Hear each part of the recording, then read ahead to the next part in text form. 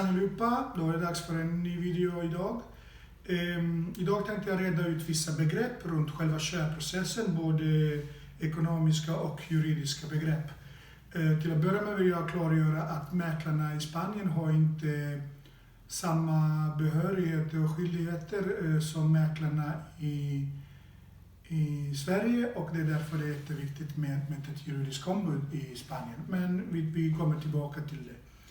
Jag tänkte börja först med kostnaderna. De priserna man ser på nätet och man får uppgifterna från mäklarna, det är ju alltid priser, det ska vara alltid priser utan moms, vilket innebär att man får lägga till momsen.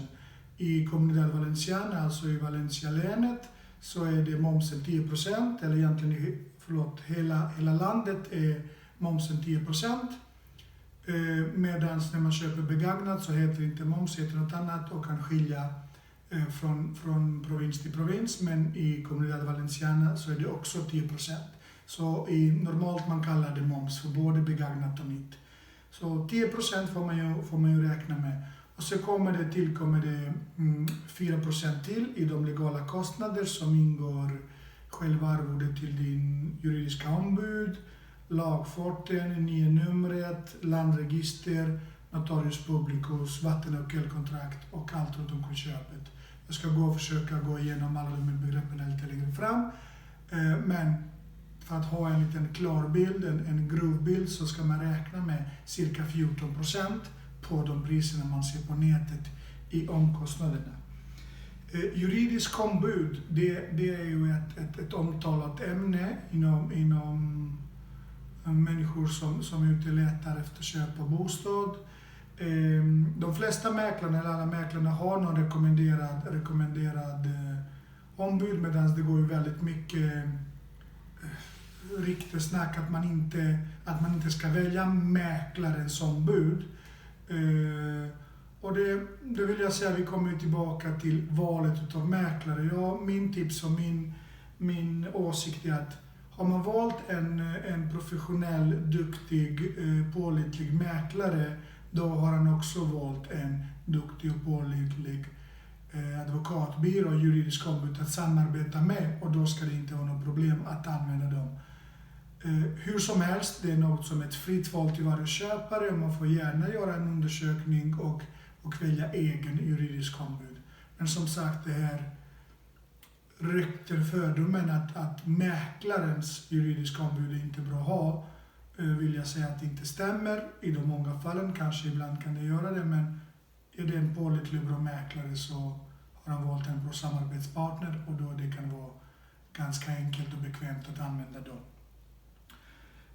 Sen är det ju då lagfartsskrivningen lite annorlunda än i Sverige. Lagfart eller escritura som det heter på spanska ska signeras framför notarius publicus, som går igenom papperna och ser till att allt är korrekt, och att även sedan lagfarten skrivs in i landregistret. Och det är väldigt, väldigt viktigt att sånt händer. Det får man inte missa. Det är ju det egentligen som gör att man blir legalt ägare av huset. Nya nummer är också ett begrepp som man får behärska när man ska köpa hus utomlands. Nya nummer är ett ID-nummer för utlänningar, och alla utlänningar som köper hus i Spanien måste ha ett nya nummer. Man kan ansöka nya nummer hos polisen i den kommunen man köper lägenhet eller hus, men man kan göra det också i ambassaden i Sverige. Oftast juridiska ombudet erbjuder tjänst att hjälpa med det. Även om man kan göra det själv, ska det vara ganska bekvämt att låta den juridiska ombudet att göra det via en fullmakt.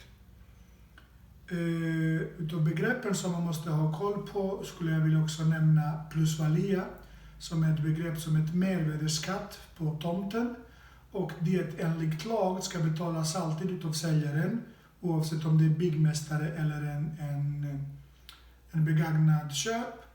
Men lagen tillåter möjligheten att i kontraktet att det skrivs in att köparen ska betala, vilket inte är olagligt, men rekommendationen i lagen säger att om inget annat har sagt att säljaren ska betala det, och det tycker jag att man ska vara uppmärksam på. Det är väl de här sakerna som i grova drag man ska ha koll på. Som sagt, mäklarna har inte samma behörighet som har i Sverige. Väldigt viktigt med en juridisk ombud, och ett rätt val av juridisk ombud är lika viktigt som ett bra mäklarval. Så det var det.